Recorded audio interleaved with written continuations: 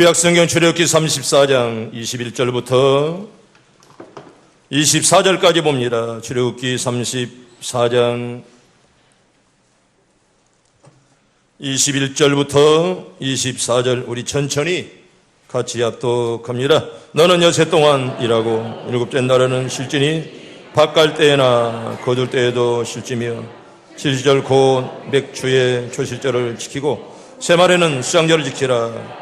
너희의 모든 남자는 매년 3번씩 주 여호와 이스라엘의 하나님 앞에 보일지라. 내가 이방 나라들을 내 앞에서 쫓아내고 내 지경을 넓히리니 내가 매년 3번씩 여호와 내 하나님을 뵈려고 올 때에 아무도 내 땅을 탐내지 못하리라. 아멘. 할렐루야. 시온성에 들어온 여러분 다 복받기를 바랍니다. 여선원과 인사합니다. 건강합시다. 또 승리합시다. 이제 코로나가 동부시장까지 왔어도 우리 교회 어르신도 아직 못할 줄로 믿습니다. 여러분 기도하시고 어차피 우리는 살면서 언제나 위험을 감수하고 살아갑니다. 우리가 자동차를 운전해도 위험한 때가 한두 번이 아닙니다. 다 하나님의 은혜로 사는 줄로 믿습니다. 언제나 감사하라. 특별히 감사는 우리 신앙인들의 이제 늘 습관이 되어야 됩니다. 항상 제가 하는 말이 있죠. 언제나 감사는 무엇입니다? 복입니다. 감사할 때 하나님의 축복이 임하고 불평할 때 마귀가 임하는데 마귀는 물러가고 천사가 여러분들의 앞길을 다 지켜주시길 바랍니다. 먼저 성경 볼까요? 데살로니가전서 5장 18절 우리 잘 아는 말씀이죠. 암송하는 말씀 시작. 범사에 감사하라. 이것이 그리스도 예수 안에서 늘 향하신 하나님의 뜻이니라. 아멘. 하나님의 뜻이 뭐라고요? 감사하는 거예요. 여러분 하나님의 뜻을 이루는 여러분들 다 되길 바랍니다. 미국의 한 부흥사가 목사님이죠. 이 부흥사가 하루는 버스를 탔는데 뚱뚱하게 생긴 한 아주머니가 개우정 아이들을 무려 5사람 그것도 사내 아이만 여러분 둘도 아니고 5명씩 데리고 이렇게 버스를 탔더랍니다. 버스가 난리지요.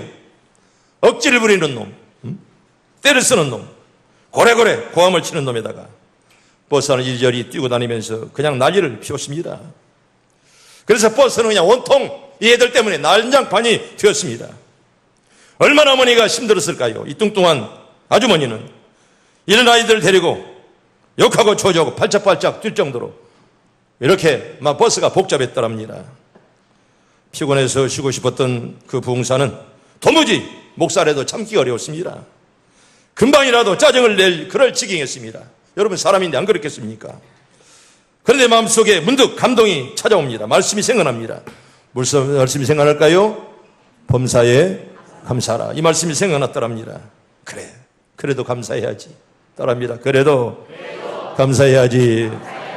하나님이시여, 저 여자가 내 아내가 아닌 것을 감사합니다. 그렇게 감사했다는 것입니다. 여러분 어떤 경우라도 감사할 줄 아는 자기 나름의 비법을 여러분 꼭 찾길 바랍니다. 어떤 경우라도 어떻게 하면 감사할 수가 있지? 어떤 마음으로 내 감사를 드려야지? 언제나 그런 연구는 굉장히 아름답습니다. 성도 여러분 이렇게 코로나 때문에 온 나라가 전 세계가 지금 이렇게 어둡습니다만은 그래도 우리의 할 일은 뭐냐? 다른 거 없습니다. 기도하면 될 줄로 믿습니다. 우리 기도할 수 있는데 우리 찬양 한번 하고 이제 말씀을 계속 전합니다. 기도할 수 있는데 우리 박수 치면서 이 찬양합니다.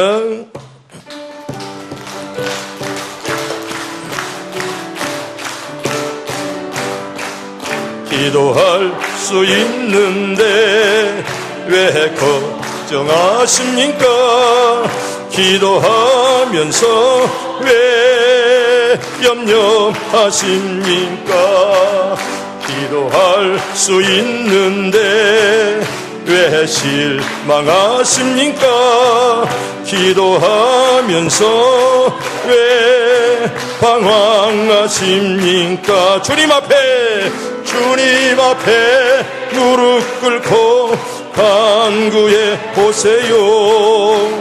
마음을 성결하게 뜻을 합하여 기도할 수 있는데 왜 걱정하십니까? 기도하면서 왜 염려하십니까? 할렐루야. 따라합니다. 기도하면 됩니다. 감사하면 됩니다. 기도로 감사로 여러분 한 해 동안 여러분 다 승리하길 바랍니다. 하나님이 택하신 이스라엘 백성들에게는 하나님을 섬기는 법도가 주어졌습니다. 여러분 나라는 법이 있고 다 이스라엘 민족들에게도 다 법도가 주어졌습니다.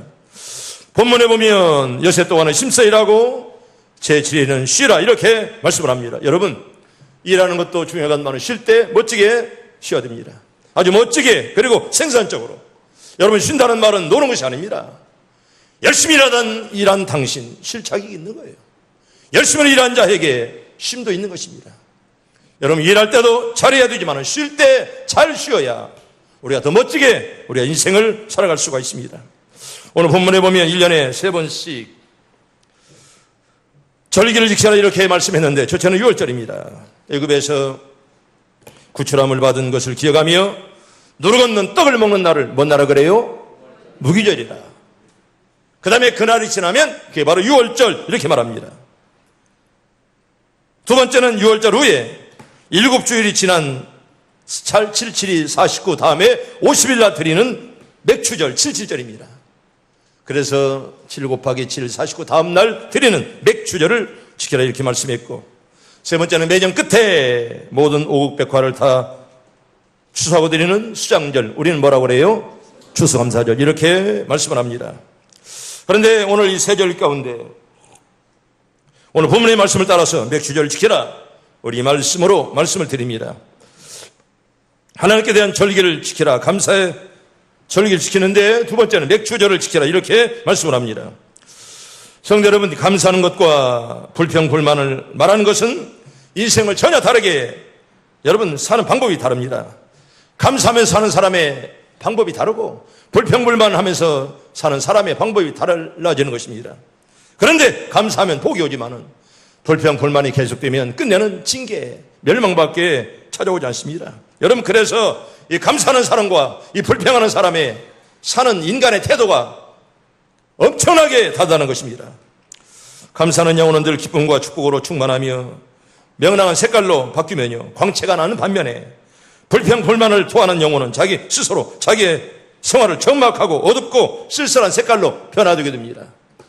여러분, 어둡고 쓸쓸한 색깔도 이럽니까? 아니면 명랑한 색깔, 무지개 같은 그런 빛으로 살 것입니까?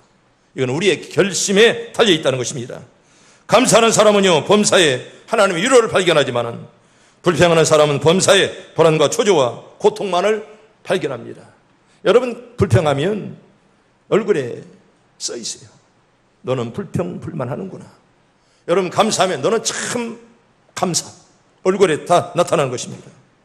때문에 여러분, 감사는 축복의 문을 여는 열쇠라면 불평과 원망은 하나님의 복을 닫아버리는 자물쇠라 그렇게밖에 말할 수가 없습니다. 따라서 감사하는 마음은 천당이라면 불평하는 마음은 바로 지옥입니다. 여러분들의 마음과 가정이 다 천당들 되길 바랍니다. 그래도 이상하게 우리 인간은 흔히 감사보다는 불평불만을 더 많이 합니다. 정말 감사하기보다는 늘 시간만 나면 감사가 아니라 시간만 나면 불평하는, 원망하는 이런 죄성이 우리 마음속에 들어있다는 것입니다. 서양 속담에 울며 태어나서 불평하면서 살다가 실망 속에 죽는 것이 인생이다, 이런 말이 서양 속담이 있습니다. 사람 울면서 태어나지요. 그런데 감사보다는 불평만 하다가 그리고 실망 속에 그리고 죽는 것이 인간이다. 여러분, 얼마나 불쌍한 인생을 말하는 것입니까? 특별히 현대는 불평과 원망의 시대입니다. 얼마나 불평한 일이 많습니까? 나라를 보아도, 여러분 지구촌을 보아도, 코로나를 보아도 우리는 불평과 원망 갖고에 할 일이 없습니다. 저는 이번에 코로나를 겪으면서 물론 제 개인의 생명보다도 한국교회가 죽어가는 것이 얼마나 고통스러운지, 얼마나 슬픈지, 이렇다가 한국교회가 죽어버리면 얼마나 하나님이 슬퍼하실까, 이런 마음을 가지게 됩니다. 사람들은 한두 사람만 모이면 입에서 튀어나오는 말은 불평이 원망입니다. 여러분, 절대로 원망과 불평은 인간을 복되게 끌어갈 수가 없습니다. 감사하는 자에게 하나님이 함께 하셔도 불평하는 자에게는 절대로 하나님이 함께 하지 않습니다. 내가 좋아하는 말씀 골로새서 3장 15절을 볼까요? 고린도서 3장 15절 천천히 봅니다. 시작. 그리스도의 평강이 너희 마음을 주장하게 하라. 너희는 평강을 위해서 한 몸으로 부르심을 받았나니 너희는 또한 감사하는 자가 되라. 아멘. 따라합니다. 너희는 또한 감사하는 자가 되라. 여러분, 감사로 일생을 점철하시길 바랍니다. 감사하는 인생은 복받는 많은 인생이고, 감사하는 인생은 하나님의 사랑을 받을 만한 그런 인생입니다. 원망과 불평 속에 마귀가 찾아올지라도 감사하는 입술에, 감사하는 마음속에 천사가 찾아올 줄로 믿습니다. 저처럼 감사는 하나님의 은총에 대한 기억입니다. 하나님의 은혜, 하나님의 사랑, 이걸 우리가 절대로 잊어서는 안 됩니다. 하나님의 은혜. 우리가 하루 사는 것이 하나님의 은혜 아닙니까? 은혜 아니면 우리가 하루도 살 수가 없습니다.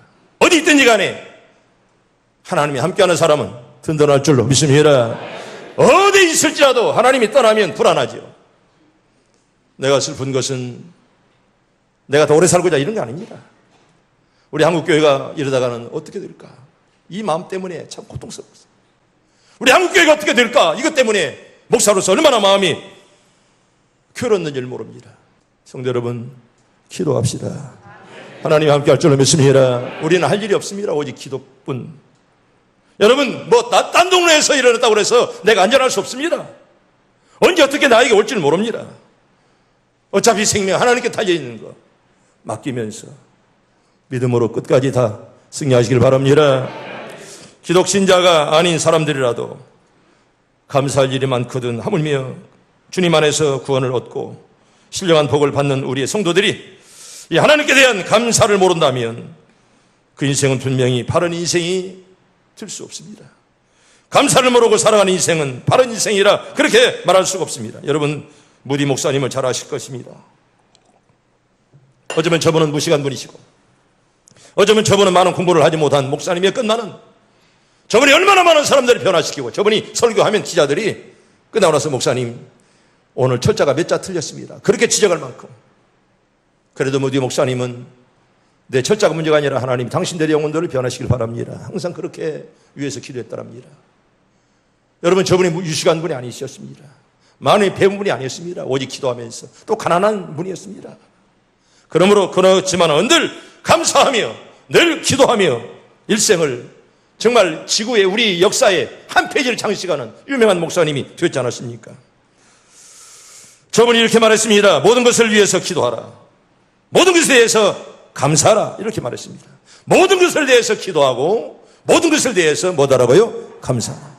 다른 거 없습니다. 기도하고 감사하면 될 줄로 믿습니다. 여러분, 다른 거 없습니다. 기도하고 감사하면 마귀가 틈탈 틈이 없어요. 기도하고 감사하는데 어떻게 마귀가 틈을 타겠습니까? 만약 우리 생애 속에서 감사할 조건이 아무것도 없다면 사실 그 사람의 삶은 병들었다고 그렇게밖에 말할 수가 없습니다. 당신에게 감사 조건이 사라졌다면 다른 거 없습니다. 병들었다는 거예요. 행여나 병들어 끄들랑 예수의 이름으로 주 안에서 치료받기를 바랍니다. 여러분, 치료받아야 우리가 새 생명을 누릴 수가 있고, 치료받아야 하나님 앞에 온전한 삶을 살아갈 수가 있습니다. 우리는 지나간 과거의 삶을 돌아볼 때 어려울 때 도우신 하나님, 내 죄를 대속해 주신 하나님께 감사할 뿐이죠. 지난 날을 뒤돌아보면 우묵한 골짜기에서 나를 건지신 하나님, 얼마나 어려운 고비도 있었건만은 그때마다 피할 길을 허락하시고 여기까지 인도하신 하나님 참 감사합니다. 그런 기도밖에 할 수가 없습니다. 평생 동안 감사하면서 살아가는 여러분들 다 되길 바랍니다. 우리는 지나간 과거의 삶을 회개해 볼 때 얼마나 하나님 은혜가 고마웠던지요. 하나님 은혜가 안 했더라면 우리 가정은 벌써 깨졌는데 하나님 은혜 가운데 이렇게 하나님께서 정말 지키시고 우리 자녀들 하나님이 돌보지 않았더라면 우리 자녀가 이렇게 되었을까? 하나님 은혜 감사치 않을 수 없습니다. 그리고 지금의 나를 살펴볼 때 허물 많고 쓸모없는 인간인데도 지금도 끊임없이 나에게 베풀어 주시는 하나님에 대한 그런 고마움, 나를 충성되이 여겨 나에게 직분을 맡기셨다. 내가 잘해서가 아니라 나를 충성되이 여겨서 나에게 직분을 맡기신 하나님께 여러분 감사하길 바랍니다. 여러분, 내가 맡고 싶어서 맡은 거 아니잖아요. 나를 충성되이 여겨서 나 같은 죄인임에도 불구하고 쓸모없는 자임에도 불구하고 나를 사용하신 하나님 얼마나 감사합니까? 진실되게 충성하며 변함없이 충성하기를 바랍니다. 여러분, 감사를 불평으로 바꾼 사람들의 예화를 하나 드립니다. 어떤 마을에 온천과 냉천이 함께 솟아나는 그런 신기한 곳이 있었더랍니다. 여러분, 한쪽에서는 뜨거운 물이 팡팡팡 솟아오르고 한쪽에서는 찬물이 팍 솟아오릅니다. 한쪽에서는 부글부글 끓어오르는 온천이 솟고요, 그 옆에서는 얼음같이 차가운 냉천이 솟아올라 동네 아낙네들이 빨랫감을 가지고 와서 온천에서는 빨래를 삶고 냉천에서는 헹구어서 집으로 이렇게 가져갑니다. 그 모습을 바라본 관광객이 얼마나 흐뭇했을까요? 그래서 안내인에게 물어봅니다. 야, 여기 사람들은 정말 찬물과 더운 물을 마음대로 쓸 수가 있으니 얼마나 좋겠습니까? 정말 이 동네 사람들은 하나님께 정말 감사하겠네요. 그랬더니 그 안내인이 이렇게 대답하더랍니다. 이 마을 사람들은 하나님께 감사하는 마음이 많은 것이 아니라 오히려 불평한다는 거예요. 안내원이 하는 말이 왜 그렇습니까? 이렇게 뜨거운 물, 찬물을 마음껏 쓰는데 왜 불평이 많단 말입니까? 안내원이 하는 말이 더운 물과 찬물이 나오는 것은 좋은데 멋이 없다고, 빨래비누까지 주지 않는다고 이 동네 사람들은 불평한다는 것입니다. 왜 뜨거운 물과 찬물만 줬냐는 거예요. 빨래비누도 주어서 아무 어려움 없이 해주지, 이것 가지고 불평한다는 것입니다. 성도 여러분, 더운 물과 찬물이 솟아오르는 샘물처럼 우리 마음 역시 언제나 늘 감사와 불평이 솟아납니다. 감사가 많이 넘치면 그는 하나님의 사람이고, 불평이 많이 넘치면 그는 마귀의 사람이 될 수밖에 없다는 것입니다. 감사하는 마음이 많아지면 점점점 감사할 일이 많아지는데, 불평을 하면 불평할 일이 점점 많아진다는 것입니다. 성도 여러분, 여러분의 가정에 불평할 일이 많아지기를 원하십니까? 감사할 일이 많아지기를 원하십니까? 바라기는 감사한 일만 많아지는 가정들 다 되기를 축복합니다. 언제나 원망할 것이 사라지고 불평할 것이 점점점 줄어들고 감사가 점점 늘어나는 그런 가정, 돌아와 감사했던 사마리아 사람처럼 감사한 마음, 감사한 삶으로 우리의 일생을 꼭 점철하는 여러분들 다 되기를 바랍니다. 그렇게 살기를 축복합니다. 항상 감사하는 그런 인생들 되시고, 감사할 때 오늘 또 내 영혼이 춤추고 하나님 은혜가 충만할 줄로 믿습니다. 두 번째로 따라합니다. 감사하는 사람은 밝은 태양입니다. 여러분, 밝은 태양들 다 되기를 바랍니다. 밝은 태양들, 감사하는 마음은 밝은 태양입니다. 감사하는 사람이 가정에 있으면 가정이 명랑해지고 마치 깜깜한 터널을 뚫고 나온 아침 햇살이 방 안에 가득한 것처럼 훈훈하고, 감사하는 사람이 있으면 언제나 늘 온기가 도는 것입니다. 때문에 여러분, 집안에 엄마가 밝아야 온 집안이 밝다고 하지 않습니까? 근데 엄마도 아빠도 자녀들도 다 밝으면 얼마나 그 가정이 아름답겠습니까? 바라기는 우리 모두가 태양처럼 밝아지는 여러분들 다 되기를 바랍니다. 여러분과 인사합시다. 당신은 태양입니다. 태양처럼 보여? 태양처럼 보이지 않더라도 살기를 원하는 마음, 나도 태양처럼 살게 주시옵소서. 많은 사람에게 빛을 나눠주며 온기를 나눠줄 수 있는 그런 사람 되게 해달라고 여러분 기도하시면 여러분의 소원들이 이루어질 줄로 믿습니다. 감사하는 사람이 직장에 있으면 그 동료들에게 온기를 전하고, 여러분 불평불만하는 사람들 있어 보세요. 언제나 공동체가 피곤합니다. 언제나 감사하는 사람이 있으면 늘 그 분위기가 업이 되는 것입니다. 불평하는 자가 있으면 언제나 기운이, 언제나 그 분위기가 다운되는 것입니다. 우리 시온성교회 재직 한 사람 한 사람이 다 감사로 충만한 사람이 된다면 우리 교회 분위기는 한층 더 명랑하고 은혜는 더욱더 많이 충만할 줄로 믿습니다. 불평하는 자가 많으면 여러분 절대로 분위기가 좋지 않은 거예요. 감사 모르는 자들이 많이 모이는 교회, 절대로 은혜가 충만할 리가 없습니다. 언제나 감사하고, 좀 내 마음에 안 맞더라도 여러분 식당에서도 그러잖아요. 요새 여러분 코로나 때문에 얼마나 그 장로님들이, 얼마나 봉사원들이 얼마나 지금 신경 쓰는지 몰라요. 식사 한 끼가 한 끼가. 근데 그걸 잡수면서 이렇게 여기 앉아라 그러면 그냥 가서 앉으시면 되지. 그냥 불평하고 뭐 이 밥 한 그릇 뭐라 우리가 이렇게 하느냐, 그런 생각하지 마십시오. 여러분 봉사하신 분들은 얼마나 수고하시고 우리 자녀님들 교육자들 이 코로나 이걸 대비하기 위해서 얼마나 많이 지금 수고하는지 모릅니다. 성도 여러분 힘들고 어려워도 서로가 이해하고 사랑하면서 화목한 분위기가 될 때 우리 하나님의 역사가 임할 줄로 믿습니다. 우리 교회 모든 성도들 한 사람이 모두가 감사만 하고 불평이 없는 감사의 사람이 된다면 우리 교회는 지금보다 내일보다 모레가 올해보다 내년이 더 큰 복을 받을 줄로 믿습니다. 세 번째로 참된 의미의 봉헌을 해야 됩니다. 여러분 다음 주에는 맥주감사주일입니다. 여러분 진실된 마음으로 하십시오. 억지로 하거나 형식적으로 하지 마십시오. 언제나 참된 의미의 봉헌을 하는 것이 바로 복의 근원입니다. 내가 늘 하는 말이 있잖아요. 이와 믿을 것 복 받을 수 있도록 믿기를 바랍니다. 복 받게 믿어야지 왜 복을 차버립니까? 입술로만 하는 감사는 부분적일 뿐입니다. 완전한 감사는 마음 깊은 곳으로부터 우리 마음을 드려야 됩니다. 이 마음속의 감사는 물질의 봉헌으로 발표가 돼야 참된 의미의 봉헌이 되는 것입니다.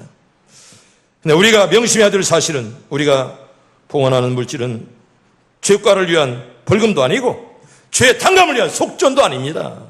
물론 축복을 위한 투자로 바치는 사업자금도 아니고요. 출세를 위한 정치자금은 더더욱 아닙니다.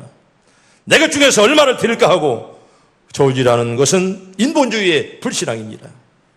이 모든 것이 주님의 것인데 나와 내 가정을 위해 얼마를 쓰리까 하는 정직의 야서로 봉헌해야 참된 감사요 참된 헌금이죠. 그렇다면 어떻게 해야 될까?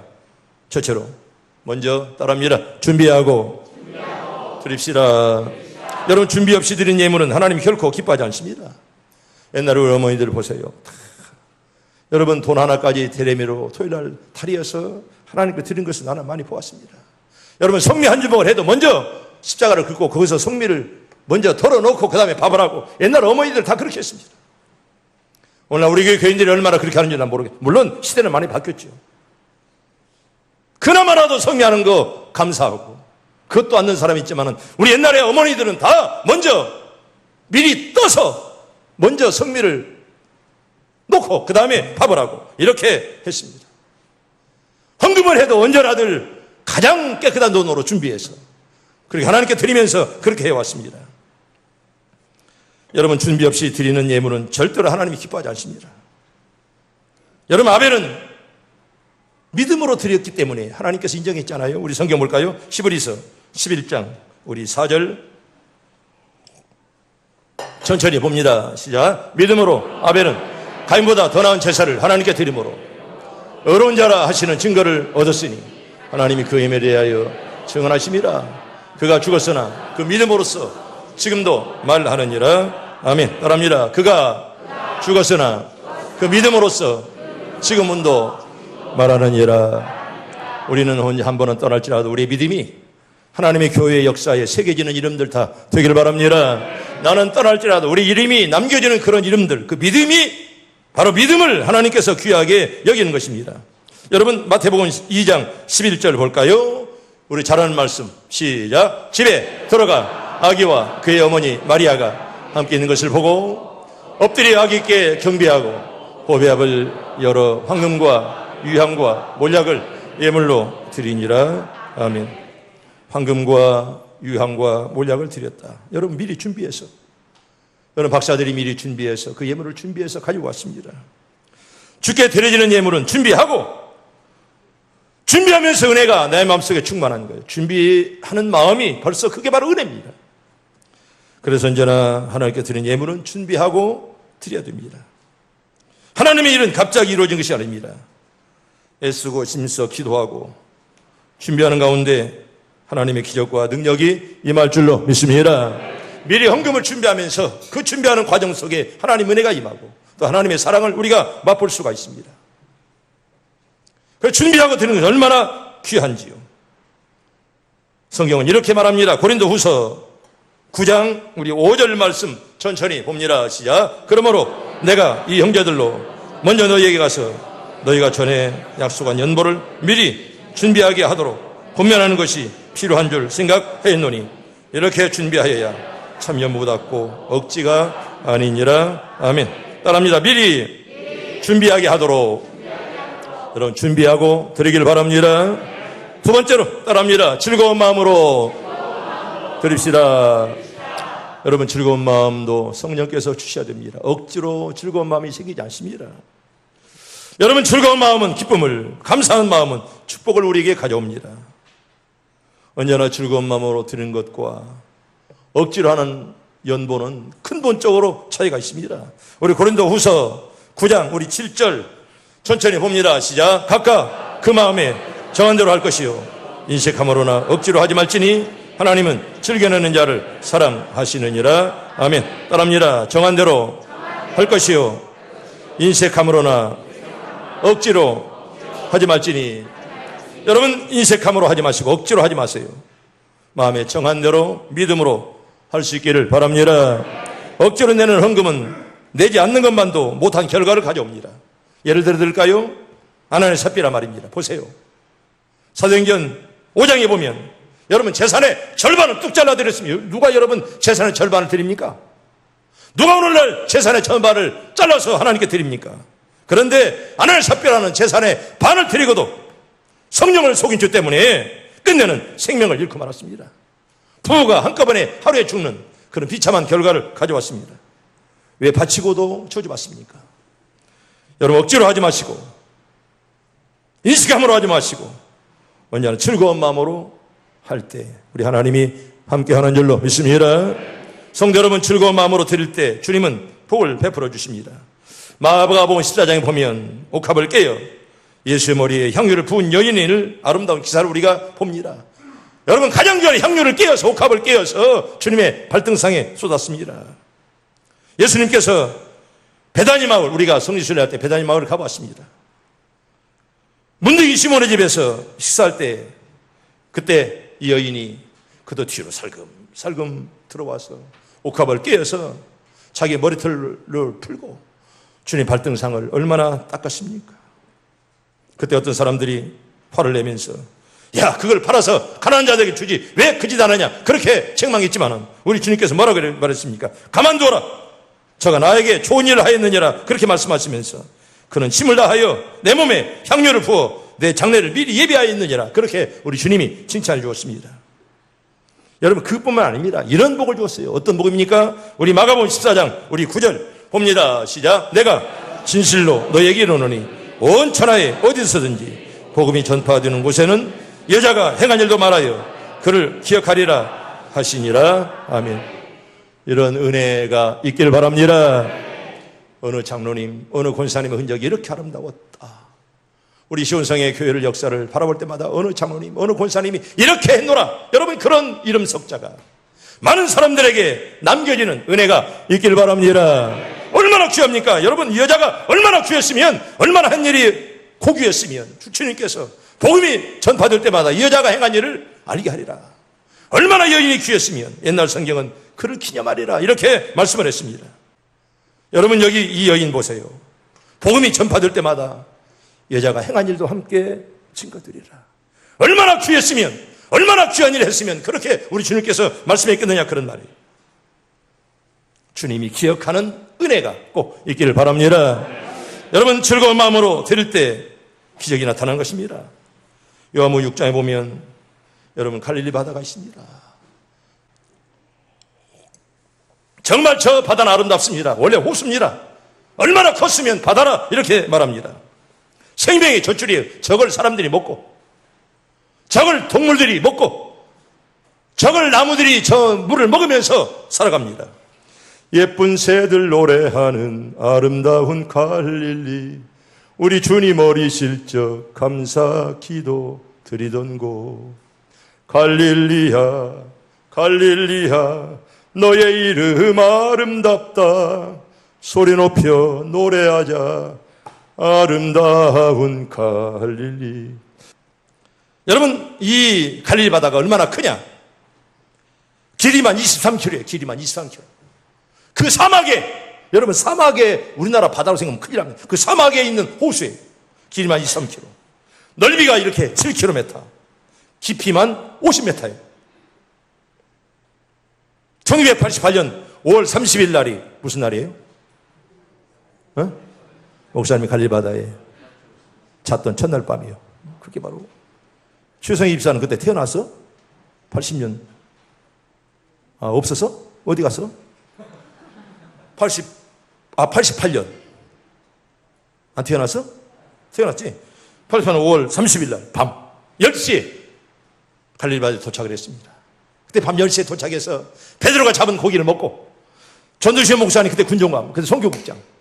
저 밤 12시에 배를 타고 갈릴바다에서 나가서 2시에 들어왔던 기억을 지금도 저는 잊을 수 없습니다. 맨 처음에 갈릴바다 갔던 때 제가 3번 가봤는데 맨 먼저는 1988년 5월 30일 날 밤, 이번에 2023년도 이제 5월 달에 또 이번에 성지순례를 가게 됩니다. 여러분, 이 오병이어의 사건이 바로 여기서 나타났습니다. 얼마나 많은 사람들이 주님을 따라다녔더냐? 인산일이 이루었습니다. 그런데 저녁이 되니 배가 고프잖아요. 먹을 것이 없잖아요. 그때 어떤 어린아이가 물고기 2마리, 떡 5개를 즐거운 마음으로 가져왔습니다. 그걸 놓고 하나님이, 예수님이 축사하시고 5,000명이나 먹고 남자들만 5,000명이에요. 그리고 몇 광절이 12광절이 되는 그런 엄청난 그런 기적이 나타났습니다. 왜? 어린아이가 즐거운 마음으로 드렸던 그 오병이어가 그렇게 엄청난 그런 기적을 나타났다는 것입니다. 성도 여러분, 즐거운 마음으로 주 앞에 드릴 때 그런 은혜가 나타날 줄로 믿습니다. 여러분, 우리는 오병이어의 사건, 어린아이의 그 조그마한 물고기 2마리, 보리떡 5개, 이걸 놓쳐서는 안 됩니다. 그게 없었다면 이 엄청난 기적은 절대로 이 역사상에 없었을 것이에요. 어린아이가 그 조그마한 것을 들었을 때 그걸 주님이 축사하시고 엄청난 그런 기적을 가져오게 되었다는 것입니다. 여러분, 즐거운 마음으로 주 앞에 드리면 우리가 생각 이상으로 어마어마한 기적이 나타날 줄로 믿습니다. 3번째로 따라합니다. 마음에 정한 대로 드립시다. 여러분, 마음에 정한 대로 하세요. 마음에 오는 성령의 뜻을 거슬려 근실되게 하지 말고 우리 마음속에 일어나는 성령의 소욕을, 여러분 절대로 성령의 은사를 여러분 잊지 마세요. 여러분, 성령 은사를 어떻게 할까요? 성령의 은사, 우리가 성령 은사를 받았다는 거 어떻게 알아요? 마음에는 어떻게 그걸 짐작을 해? 성령 은사를 못 받았느냐? 그러면 내가 마음이 즐겁다 그렇게 하면 못하잖아.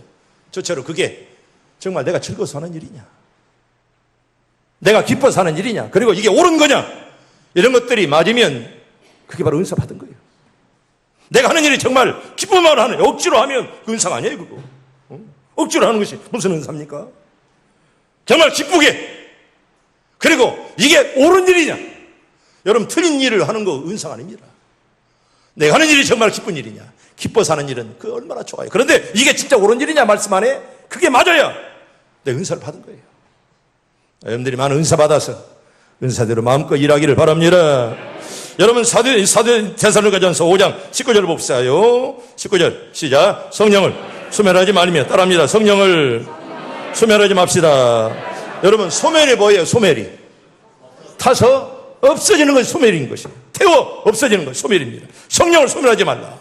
내 마음속에 성령의 불이 타오르도록 열심으로 기도하기를 바랍니다. 여러분, 성령의 은사는, 성령의 은혜는 기도함으로 생기는 거예요. 물질의 복은 11조함으로, 그리고 후손들의 복은 하나님의 종들을, 교회를 잘 섬길 때 이런 축복을 줄 줄로 믿습니다. 우리가 주일을 성수할 때 건강하고요, 영혼의 복을 받고요, 또 물질의 복은 11조로 우리가 복을 받고요, 우리가 성령의 복은 기도할 때 이런 복을 받는 것입니다. 여러분, 절대로 성령을 소멸하지 말고 성령을 통해서 여러분들이 한 해 동안을 잘 믿음으로 살아가기를 바랍니다. 여러분, 마가복음 12장에 보면 예수님께서는 한 가난한 과부의 헌금 2렙돈을, 여러분 오늘 새벽에도 잠깐 말씀했건만은 여러분 가장 적은 돈입니다. 이 가난한 과부, 여러분 과부인데 남편이 없잖아요. 그럼에도 과부입니다. 가난합니다. 그런데 그 헌금을 우리 하나님 얼마나 기쁘게 받으셨습니까? 이렇게 주님이 칭찬했습니다. 모든 사람보다 많이 넣었다, 그렇게 했습니다. 여러분, 부자가 많이 넣었어요? 이 과부가 많이 넣었어요? 부자가 많이 넣었죠. 그런데 주님 볼 때는 누가요? 과부가 훨씬 더 많이 넣은 것입니다. 그러면서 이렇게 말씀하십니다. 자기의 모든 소유 곧 생활비 전부를 넣었느니라, 그렇게 말씀하십니다. 여러분, 헌금은 믿음의 표현입니다. 억지로 하거나 인색함으로 하지 마십시오. 언제나 준비해서 믿음으로 하시고, 우리 성경 볼까요? 마가복음 12장 43절과 44절 두 절만 봅니다. 시작. 예수께서 제 아들을 불러다가 이르시되 내가 진실로 너에게 이르노니 이 가난한 과부는 헌금함에 넣는 모든 사람보다 많이 넣었도다. 그들은 다 그 풍족한 중에서 넣거니와 이 과부는 그 가난한 중에서 자기의 모든 수요 곧 생활비 전부를 넣었느니라 하시니라. 아멘. 마음이 내켜서 하는 일은 하나님이 얼마든지 받으십니다. 억지로 하는 거 하나님 받지 않으십니다. 성경 볼까요? 고린도후서 8장 12절 봅니다. 12절 쳐지 시작. 할 마음만 있으면 있는 대로 받으실 터이요 없는 것은 받지 아니하시리라. 아멘. 하나님 없는 것을 가져오라 말하지 않습니다. 근데 문제는 내 마음이 중요합니다. 하나님 기뻐하는 대로 할 수 있기를 바랍니다. 성령의 소욕을 억제하지 마시고 하나님께서 인도하는 대로 따라가는 자가 복받을 만한 자요 앞길이 창창한 그런 자입니다. 마지막으로 성경 한 권 보고 마칩니다. 고린도후서 9장 6절과 7절 이 말씀 보고 말씀을 마칩니다. 시작. 이것이 곧 적게 심는 자는 적게 거두고 많이 심는 자는 많이 거둔다 하는 말이로다. 각각 그 마음에 정한 대로 할 것이요 인식함으로나 억지로 하지 말지니 하나님은 즐겨내는 자를 사랑하시느니라. 아멘. 성도 여러분, 다음 주일은 맥주감사 주일입니다. 믿음과 정성과 신앙으로 드리는 아름다운 감사제를 꼭 드릴 수 있기를 바랍니다.